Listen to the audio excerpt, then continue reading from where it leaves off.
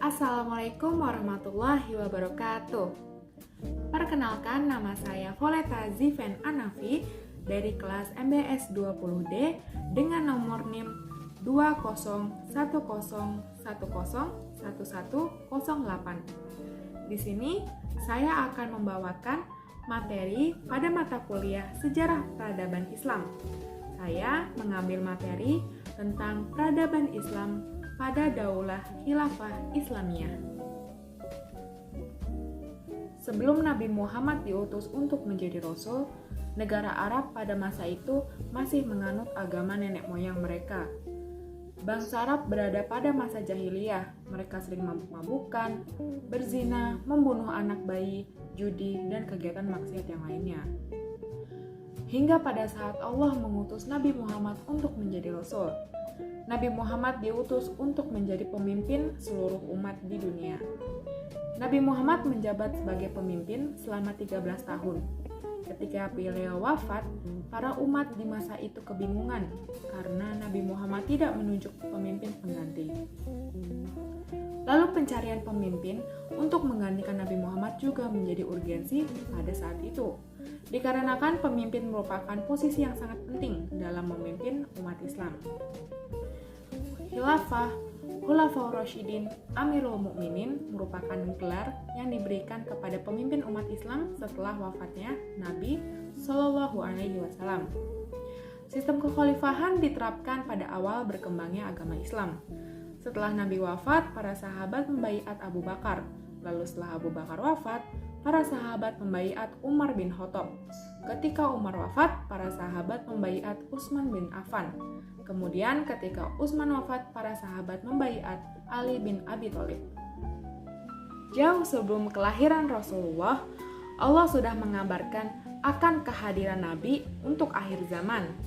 Kedatangan Rasulullah telah disebut-sebut dalam kitab sebelum Al-Quran, yakni kitab Taurat dan juga kitab Injil. Sehingga para pendeta Nasrani telah mengenal Rasulullah dari gambaran tentang sifat-sifatnya.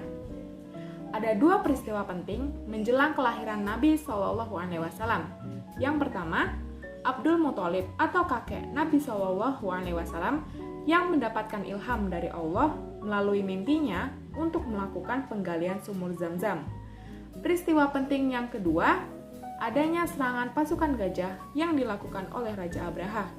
Pasukan tersebut menyerang Ka'bah dengan alasan karena ia iri serta dengki dengan Ka'bah. Karena Ka'bah merupakan tempat yang sangat ramai dikunjungi untuk haji maupun ziarah. Karena rasa iri dengki Raja Abraha, ia membuat tempat yang menyerupai Ka'bah. Lalu ia berniat untuk menghancurkan Ka'bah. Namun usaha yang ia lakukan untuk menghancurkan Ka'bah berakhir dengan kehancuran. Karena Allah mengirimkan pasukan burung ababil yang membawa batu panas dari neraka. Mereka dibinasakan Allah dalam waktu sekejap. Perumpamaan mereka di waktu itu seperti daun-daun yang dimakan habis oleh ulat. Nabi Muhammad lahir pada hari Senin malam, menjelang dini hari pada tanggal 12 Rabiul Awal, pada tahun gajah atau bertepatan dengan 23 April 571 Masehi. Beliau lahir di kampung Bani Hashim, yaitu di kota Mekah, dan berasal dari suku Quraisy. Suku Quraisy adalah suku kelas tertinggi dan terhormat, walaupun secara perekonomian masih sederhana.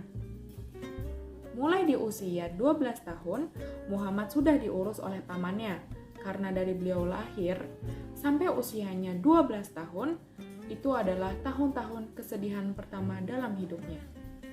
Sampai Allah Subhanahu wa Ta'ala berfirman dalam surat Ad-Duha ayat 6-7 yang berbunyi,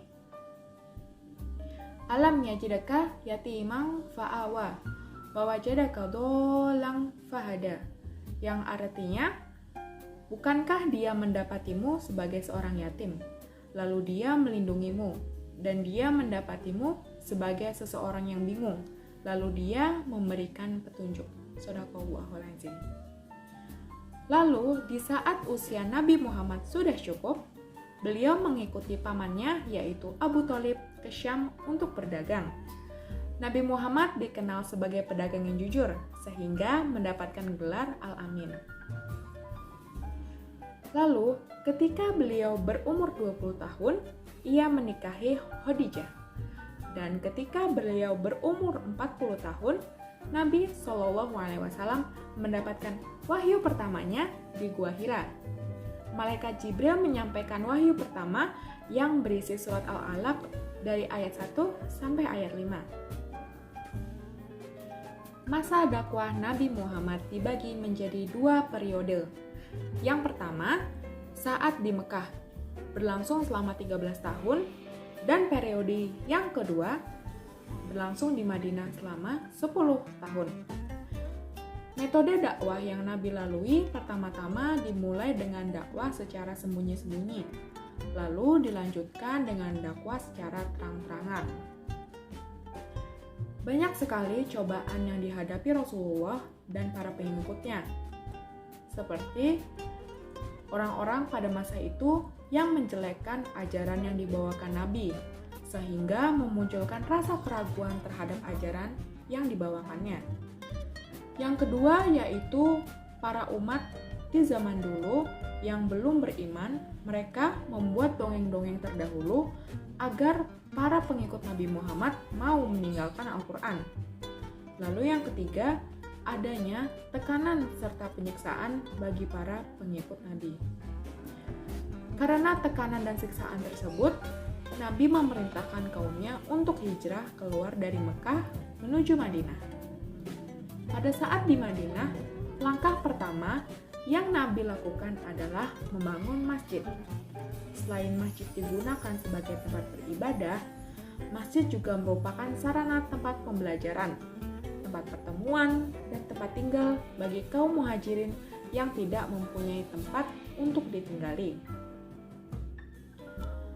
Lalu, pada saat di Madinah, Nabi Muhammad juga mempersatukan kaum muhajirin dan juga kaum Ansor.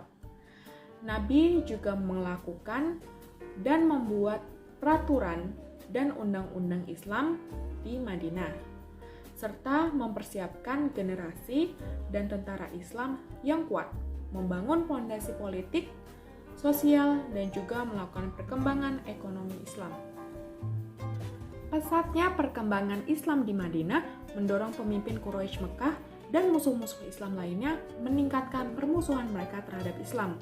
Untuk mengantisipasi kemungkinan-kemungkinan gangguan dari musuh, Nabi sebagai kepala negara mengatur siasat dan membentuk pasukan perang. Terdapat kurang lebih sekitar 27 perang yang terjadi dalam kepemimpinan Rasulullah SAW. Antara lain, perang-perang yang dikenal adalah Perang Badar, Perang Uhud, Perang Khandaq, Perang Hudaybiyah, Perang Khaybar, Perang Hunain, Perang Tabuk, atau Perang Mut'ah. Pada masa Rasulullah SAW, tidak ada tentara yang formal. Semua muslim yang mampu boleh menjadi tentara dalam pasukan untuk perang. Mereka tidak mendapat gaji tetap, tetapi mereka diperbolehkan untuk mendapatkan bagian dari rampasan perang atau yang biasa disebut dengan ghanimah.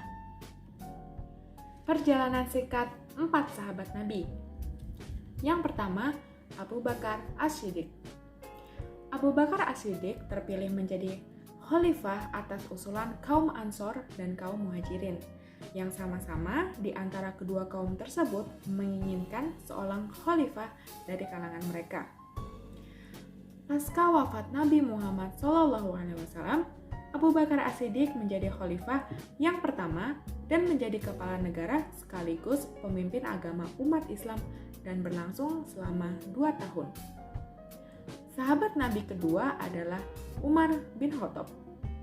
Umar bin Khattab dikenal sebagai pemimpin yang sangat disayangi rakyatnya karena perhatian serta tanggung jawabnya kepada rakyat.